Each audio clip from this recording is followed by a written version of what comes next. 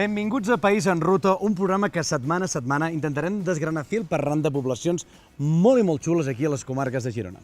Descobrirem els monuments, els personatges, la història, rutes, secrets. I la gastronomia, que també és important al nostre país, molt important. Que no falti sempre de la mà també de Girona, excel·lent. Avui ens trobem a Sant Joan de les Abadeses, a la comarca del Ripollès, on el tema de la gastronomia, deixa'm dir-te que la coca abadesa no hi pot faltar de Can Salvat. Coca abadesa, jo ja me l'espero, Albert. No, i la cervesa minera. I a més, el licor negre del nostre país, que no hi pot faltar tampoc, que és la nostra ratafia. Però, Albert, també anirem a veure què passa culturalment a Sant Joan de les sí. Abadeses. Les propostes culturals les trobarem al Palau de l'Abadia i els secrets que amaguen les pedres del monestir també els descobrirem en aquest programa. Que em sembla que n'amaguen moltes, eh? I a més a nivell d'oci, perquè a oci tenim tantes possibilitats de fer coses. I allotjament. I vies verdes, moltes coses.